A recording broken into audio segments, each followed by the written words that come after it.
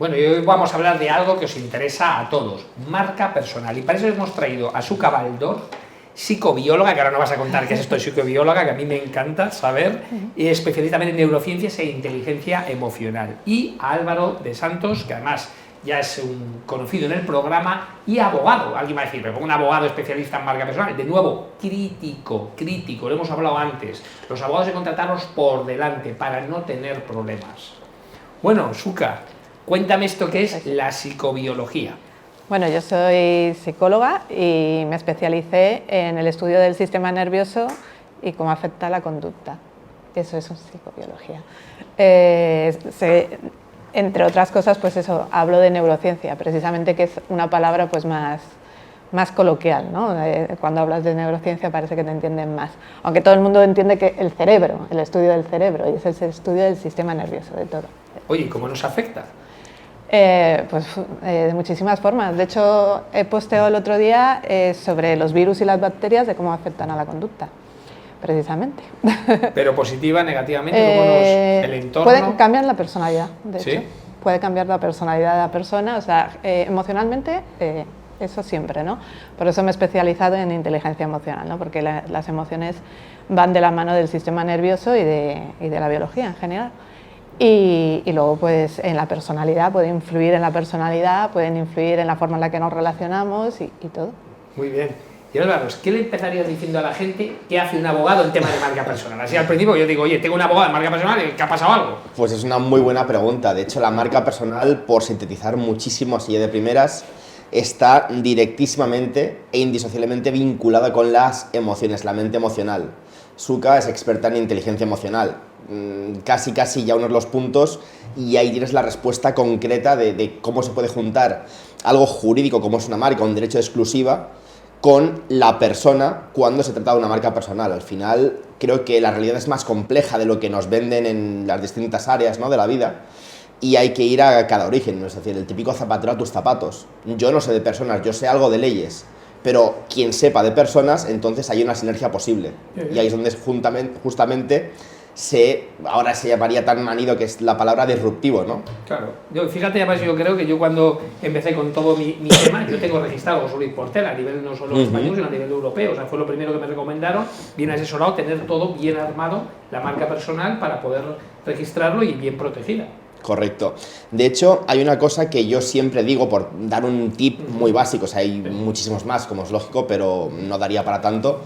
Sí que hay una línea roja que me parece que no se puede cruzar, o que si la cruzas ya no hay vuelta atrás, y es que justamente esa es la importancia de que si se va a crear una marca personal valiosa, porque cualquier marca personal pues se puede hacer de un día para otro por cualquiera sin mayor consideración, ¿no?, al respecto, pero considero esencial que la marca personal, el signo distintivo a través del cual vas a ser percibido por las personas, el público al cual tú te diriges, comercialmente, se entiende, tiene que ser coherente con la personalidad y con la persona, por tanto, que van indisociablemente unidas, de titular de la propia marca personal. No sé si me explico. Totalmente. ¿Vale? Y ahora, Suka, me giro porque has hablado justo de lo que ella sabe. Es decir, es que tú es justo tu core, ¿no? Porque tú antes de empezar, empiezas desde el principio, ¿no? Sí, desde el autoconocimiento, precisamente. De hecho, por eso colaboro con Álvaro en su marca personal. Yo hago la parte del autoconocimiento, hago como un perfil psicológico, ¿no?, de la persona para que sea coherente con su marca personal, porque es esencia. Ponme ejemplos. O sea, alguien te llama y te dice, oye, seguro que quiero mejorar mi marca personal. Bueno, con Álvaro hago la marca personal, pero fuera de Álvaro, o sea, hago mejora de la inteligencia emocional y siempre empiezo con el autoconocimiento, porque es de donde partes para ver, pues lógicamente, una persona mucho más extrovertida, mucho más empática, además, pues parto de un punto un poco más alto, ¿no?, para poder trabajar las soft skills, las funciones ejecutivas y todo lo que trabajamos para mejorar la inteligencia emocional, ¿no?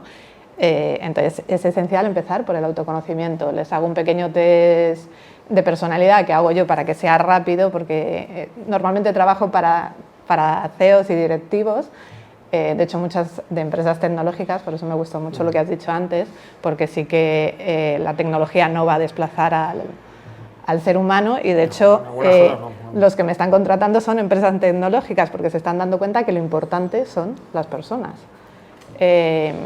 y su relación con ella. La parte transaccional, evidentemente, no va a haber gente verificando facturas en el siglo XXI, que es absurdo, es un proceso mecánico, pero sí hablando con el que no te paga la factura, te lo puedo asegurar. Hay exactamente, eso es. Cobra vital importancia cómo te relacionas. Y primero es el autoconocimiento, primero tú mismo. Me gusta esto que cuenta Suka, porque normalmente yo siempre digo, lo peor que le puede hacer algo es que se haga famoso, ¿no? Y es lo peor. Ahora todo el mundo habla de coaching, de marca personal y de todo. Entonces, claro, la marca personal, la gente dice, marca personal, redes sociales. Entonces tengo que seguir muchos followers y tal. Pero tú no, tú empiezas a trabajar desde el principio. O sea, es decir, antes de salir, vamos a trabajar quién eres y luego ya veremos dónde te ponemos, ¿no? Sí, sí. Bueno, hablando de coaching, yo soy el anti-coach en mis redes sociales, esa es mi marca personal, por decirlo. ¿Se llama así? ¿Anti-coach? Sí, sí, de hecho, bueno, si buscáis es Suka Baldor, la anti-coach. O sea... La anti-coach. Sí, sí. Y te habrán caído por todos los lados. Sí, bastante. Sí. ¿Pero lo has hecho aposta? Pues ¿O es que realmente eres anti-coach? A ver, yo soy psicobióloga, venía del mundo... ¿Pero eres coach? De hecho, venía de la clínica, ¿no? Por decirlo de alguna manera, ¿no? Venía de investigación. O sea, los psicobiólogos, por eso no es muy normal, sobre todo en el mundo empresa, cuando digo que soy psicobióloga. No lo entienden, porque los psicobiólogos están investigando, ¿no? Entonces, yo estoy investigando. Más que nada, pues eso, como estudiamos el sistema nervioso, pues lo que hacemos es estudiarlo, ¿no? De hecho, tenemos, pues eso, cerebros normalmente que abrimos y cosas así, ¿no? Y entonces, eso, yo soy el anti-coach. Y cuando yo me metí en mundo empresa hace eso, 5 años, que yo también vine de un coworking, emprendí y demás, ¿no? Me empezaron a salir coaches por todos lados. Yo decía, y esto, pero todos diciendo lo mismo. Primero, lo fundamental, o sea, ¿cómo puedes decirle a todos lo mismo? O sea, no puedes decir a todos lo mismo, precisamente por el autoconocimiento. No a todas las personas les vale las mismas frases. No. O sea, es esencial. Y bueno, pues eso. Entonces, claro, cuando yo empezaba a hablar, pues sin querer me salía, no, bueno, pero no, esto que dicen los coaches de no sé qué, no es así. Y entonces, claro, empezaron, es que tú eres anti-coach, tú eres anti-coach. Y una empresa con la que trabajé, que era de comunicación precisamente, me dijeron, pero ¿por qué no te pones Suka Baldor la anti-coach, si tú eres la anti-coach? Totalmente de acuerdo. Yo tengo una empresa de mentor directivo que asesoramos en temas de recolocación a directivos y claro, no es lo mismo el currículum de un director financiero que de un director general, que de un tío de marketing, que de una persona de 20 años, que de una persona de 50. Entonces, mándame un template, pero no, vamos a primero analizar, porque hay las reglas generales, evidentemente hay no pasar de dos folios, no tal, vale, bien, vale, pero hay que particularizarlo, porque si no, las grandes generalidades no aplicarían. Justo estaba leyendo ahora un libro en el que decía... que normalmente era de comercial y demás, haciendo entrevistas, ¿no? Y entonces normalmente la gente busca extrovertidos, ¿no? Para que se relacionen bien. Pero resulta que lo que necesitaban era precisamente uno que escuchara bien, o sea, que no hablara nada, porque era para, pues eso, para las quejas, ¿no? O sea, de estar, venga a oír quejas y poder estar horas oyendo quejas. ¡Qué bueno! Y luego pues ni hacer ni caso, ¿no? Lógicamente. Entonces precisamente ahí te das cuenta, en ese puesto en esencial lo que necesitaban era una persona que no hablara, o sea, que simplemente escuchara, ¿no? Que diera la sensación, pues eso, que escuchaba y que... Y te voy a hacer una pregunta, primero a ti, y con esa misma pregunta luego vamos a volver a Álvaro. ¿Tú crees que es bueno tener haters? Bueno. Buena pregunta, aquí polémica, pero bueno, sincera. ¿Qué crees? Pues es que eso, a mí no me gusta, te lo he dicho a ti, ¿no? Que pues no estoy acostumbrado, porque de hecho yo trabajo mucho en las habilidades sociales porque yo me llevo bien con todo el mundo, o sea, es así. Entonces, claro, en las redes, como no interaccionas, no puedes contestar, no puedes explicarte, no puedes tal, pues eso, siempre hay haters, ¿no? Pero escucha, en Twitter, teniendo un tweet que se llama el anti-coach, has tenido que tener haters seguro. Sí, no, y de hecho, bueno, hice un artículo que yo pensé que iba a tener más haters cuando lo publiqué, precisamente explicando por qué me llamaban anti-coach. Y se llaman los 5 puntos para detectar a un vendehumos, ¿no? Y claro, dije, bueno, muchos se van a sentir identificados y me van a... tal, pero lo puse al final, digo, si te sientes identificado, pues por algo será, ¿no? Lo siento mucho, ¿no? Y la verdad es que no tuve tantos, porque eso... pedí mucho, yo creo, perdón y tal, si alguien se sentía ofendido y cosas así. Pero sí, lógicamente cuando das tu opinión hay gente que no tiene la misma. Entonces... No tiene. Y además, hombre, luego hay redes, como se diga, cultura. Twitter está claro, o sea, es una red social mucho más agresiva que la que puede ser LinkedIn o la que puede ser Facebook, por ejemplo. Yo siempre doy el mismo consejo no contestar absolutamente a nada, pero cero, cualquier tipo de insulto, cualquier tipo de tal, y bloquear al usuario, puesto que tener ese tipo de personas en la red pues no aportan de ningún valor. Y además yo creo que es una forma de mostrar que es cultura, porque al final una cultura educada en la cual hablas, no en la cual insultas o discutes, entonces esa gente no tiene ningún sentido, es más, les das cabida contestándoles. Sí, de hecho se han hecho estudios sobre eso en psicología y sí, es lo que pasa, o sea, a un hater si le contestas, se crece y entonces contesta más y contesta más. Es que lógico, es que su objetivo es provocarte. Sí. Si le contestas, lo ha conseguido. Si no le contestas y le bloqueas, ahí se queda. Además, él se queda en evidencia. Alguien hoy en día medianamente inteligente no insulta. Además, yo siempre cuento que el Homo sapiens, que lleva 300.000 años en la Tierra, la gente no lo sabe, que hasta hace 70.000 no hablaba. Justo cuando se produjo una gran explosión volcánica, hubo ese gran cambio, que prácticamente un cambio climático, solo quedaron Homo sapiens en África, y ahí fue cuando empezó a hablar. Luego Homo sapiens durante muchos tiempos no hablaba. ¿Y cómo se comunicaba? Pegándose y con agresividad. De ahí viene la agresividad que tenemos. Entonces, claro, en pleno siglo XXI, alguien que sea agresivo verbalmente o tal, pues yo le digo, pues esto es uno de esa etapa. Entonces, antes de los 70.000, que no es capaz de dialogar, y tú hay que bloquearle, porque no está ensuciando, digamos, las redes. De hecho, el lenguaje apareció por la cooperación. O sea, empezaron a cooperar. Hace 70.000 años. Empezaron a cooperar y la necesidad hizo que surgiera el lenguaje. O sea, si no hablas bien es porque no sabes cooperar y entonces... Correcto. Y ahora, claro, hablando de los haters y teniendo un abogado y experto en eso, ¿cuándo merece la pena denunciar, merece la pena? ¿Qué hacer? Una marca personal que atacan directamente, sobre todo, ya no es que ataquen o te insulten, no cuando dicen una cosa que no es verdad, porque eso sí que puede influirte. A ver, yo siempre digo, como preámbulo, que nunca, hablando de marca personal, como algo de valor, que está expuesto al público, nunca merece la pena, sacrificar tu coherencia contigo mismo por intentar evitar, que tampoco lo vas a conseguir, 4 o 5 millones si quieres de haters, ¿vale? Más allá de esto, a ver, hay definiciones muy clásicas de libertad, ¿no? De libertad de expresión, libertad de tal. Tu libertad termina donde comienza la mía, básicamente. O sea, es algo muy básico que cualquier persona, no sé de qué era, pero mínimamente que esté en el día de hoy, debería de tener bien insertado en su código de valores, ¿no? De conducta. Considero que, claro, es decir, ahora mismo muchas veces los derechos de la personalidad, que son derechos fundamentales, fundamentalísimos, y más ahora, ¿no? Que casi que ponerlo más en boga, ¿no? La personalidad con tanta inteligencia artificial, tanto batiburrillo de cosas que la gente ya no distingue nada, es incapaz de discernir lo que tiene delante de sus narices. Creo que la personalidad debería ser más protegida que nunca, ahora mismo, en esta época actual. Y evidentemente, pues claro, o sea, hay posibles delitos de injurias, de calumnias, pero claro, también, por ejemplo, Twitter o, en fin, otras redes sociales te dan un anonimato que es, en mi opinión, el anonimato de los cobardes, el refugio de los cobardes, ¿no? Es decir, dímelo a la cara, dímelo, oye, déjamelo, mándame un burofax con todo lo que piensas y con eso ya veremos cómo actuamos en consecuencia. Hay 3 niveles, la gente que no está de acuerdo contigo, que eso es lo bueno. Es más, yo sigo a mucha gente que no estoy de acuerdo con él precisamente para aprender, porque es lo más interesante. Exacto. Es lo más la gente que opina como tú, pues hombre, sí te aporta, pero la que no opina como tú, mucho más. Correcto. Luego, en un segundo, el nivel, el insulto, y bueno, yo para mí lo tengo claro, o sea, es decir, bloqueo y fuera, pero hay un tercero que te pueden difamar, o sea, pueden decir algo que no es cierto sobre ti. Correcto. Entonces, claro, ya entramos en otro nivel. ¿Hay que recomendar?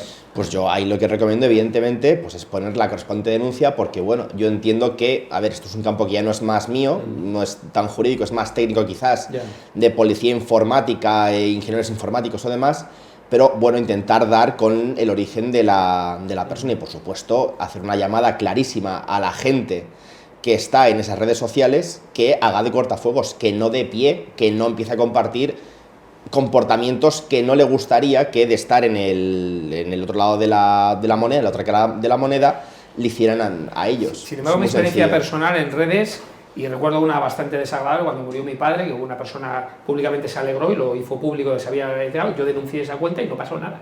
O sea, nada, no le hicieron nada, no pasó absolutamente nada. Me refiero, ni les le bloquearon la cuenta, ni le hicieron absolutamente nada, ni nada. Bueno, ahora está... la red social, no llegué a una pues no me merece la pena. Ahora está muy de moda el delito de odio también, ¿no? Es decir, incluso ahora ya hemos llegado a puntos en los cuales ya la mera diferencia de ideológica, de política o lo que sea, ya está echado inmediatamente. Tú no piensas como yo, por tanto, delito de odio. O sea, quiero decir, al final, a veces es complicado jurídicamente y socialmente poner el cascabel al gato, ¿no? Y al final siempre la sociedad va muy por delante que el derecho. Entonces, al final, el derecho a veces es como se limita a un premio de consolación en cierto modo para intentar llegar a algo que es la sociedad más viva, a lo cual le cuesta llegar muchas veces. Bueno, y volviendo a ti, Suka, ¿qué consejos darías en general a alguien que de repente dice, bueno, pues yo quiero invertir en mi marca personal? ¿Por dónde le aconsejarías empezar? ¿Cómo empiezas tú a trabajar? ¿Qué es lo que les comentas? Bueno, llaman a Álvaro normalmente y Álvaro me llama a mí, entonces le hago el autoconocimiento y precisamente que haya una coherencia entre lo que ellos son, porque es que si no se va a ver. O sea, tú puedes tener una imagen que quieres dar al exterior, pero si no hay algo dentro de ti que sea esa imagen, es que se va a ver. Entonces yo normalmente pues eso les digo cómo son, si te gusta, Álvaro trabaja en esa parte. ¿Pero cómo son o cómo te ven? No, bueno, de hecho hago las dos cosas, ¿no? Claro, Normalmente claro. hago el test y siempre hago un ejercicio de preguntar a la gente de su alrededor que les diga cómo son. Bueno, eso viene muy bien porque así ya se empiezan a dar cuenta de que a lo mejor como ellos piensan que son, no son como son, ¿no? Entonces, esa es la primera parte y luego ya pues eso, trabajamos para que él realmente, o sea, él o ella se vean como realmente son, ¿no? O sea, que haya ahí una coherencia y luego a partir de ahí nazca una marca que les guste y que sea cómo acorde. son y cómo te ven. Yo tengo una experiencia personal que me ha pasado este mes preciosa con una persona hablando de coches. Ya sabes que hablo mucho del tema de coche eléctrico en las redes sociales, en Twitter. Es verdad que siempre de una manera educada, pero sí que nos hemos enfarfado varias veces, pues sí que no, que sí que no. Y una vez me dice una cosa y le dije yo, mira, yo no soy así, pero te digo una cosa, vamos a quedar a comer, nos conocemos y ya está. Oye, íntimos amigos ahora, no sabes, o sea, no te puedes ni imaginar. Y es muy curioso, porque claro, en una red social solo te conoces por un texto que escribes, no ves si tienes una interpretación de la otra persona, y cuando nos conocimos fue, vamos, una sorpresa para los dos, tanto él hacia mí y yo hacia él, y la verdad es que fue muy bonito, pero es un claro ejemplo que, claro, que las redes es una imagen de la verdad. Y me hizo una reflexión sobre muchas personas, o sea, que cuando ves algo, tratamos de criticar o decir algo sobre esa persona solo porque tenemos una imaginación, una información absolutamente sesgada. No conocemos nada, ni de la persona, ni de su entorno, ni de nada, y tan siquiera emitimos una opinión. Ya está, oye, este no sé qué, este tal. Y yo siempre digo, no, conoce a la persona, y si la conoces, estoy seguro que te cambia la opinión. Eso lo trabajo para mucho. Para bien o para mal. Eso lo trabajo mucho en el programa de inteligencia emocional, porque claro, lo que acabas de decir tú es empatía. No, eso es la cuestión es que en las redes sociales se produce mucho el pensamiento dicotómico, que es uno de los sesgos, que es o es de aquí o es de aquí. Sí, pero no concibes a la persona como teniendo diferentes tipos de ideas, ¿no? O sea, o lo colocas aquí o lo colocas aquí, ¿no? Entonces, y se produce un montón más de sesgos, más que nada porque, o de heurísticos, ¿no? Que también se llama en economía, por Kahneman los llamó heurísticos, ¿no? A los sesgos. Y se produce mucho, pues eso, porque tienes mucha información. Entonces, pues eso, antes conocías a la gente que veías del barrio, entonces podías personalizar bien, ¿no? Como tú has hecho al conocerle. Pero en las redes, tanta información, lo que haces es meter en este va aquí, este va aquí, este va aquí, y muchas veces te equivocas. Y te voy a hacer una pregunta, porque yo además mi tesis, aunque soy ingeniero, y mi tesis es de cómo funciona el cerebro, de cómo piensa, y siempre me ha encantado, y las personas y todo. Entonces, otro día me dijo una persona, una cosa que me hizo reflexionar, y digo, pues a lo mejor tiene razón y te lo quiero preguntar. Es que mucha gente, cuando lee un texto, puede ser un mensaje de WhatsApp o un mensaje en Twitter, ¿vale? Sí.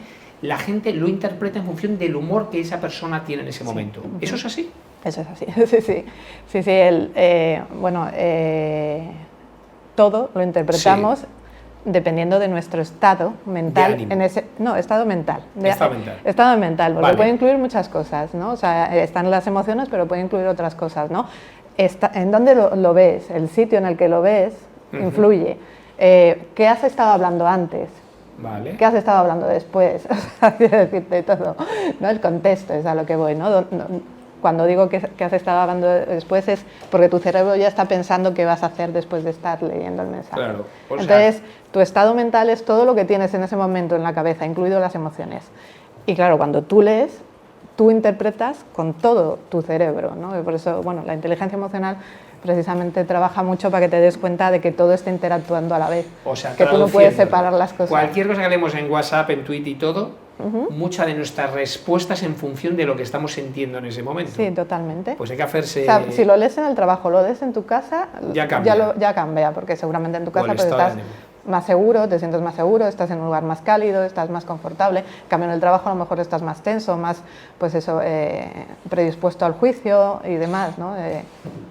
Hombre, y luego si hay una cosa, es cierto, y tú sabes mucho de eso, que es que como el lenguaje no estás escuchando el tono, no conoces el tono mensaje. Es que lo pones tú, el tono lo pones tú, esa es la cuestión, exacto, que es lo que estabas diciendo. Exacto. Y de hecho el tono es lo que le pones con las emociones. Exacto, y por eso te cambia, y por eso mismo el lenguaje se interpreta siempre. Yo siempre cuando hay en dirección de proyectos, cuando enseño temas de comunicación, siempre digo que no se utilice el mail. El mail es muy estricto para temas muy concretos. ¿Por qué? Porque se interpreta. Claro, sí, y además se interpreta sobre la interpretación, porque de repente a lo mejor yo te escribo un mail y te digo, oye, fantástico, imagínate, me ha encantado tu trabajo, imagínate, Suka, te mando. Y tú lo mandas, y mira, Portela, mira lo que me ha dicho, y de repente dices, no, amiga, ¿te ha dicho eso?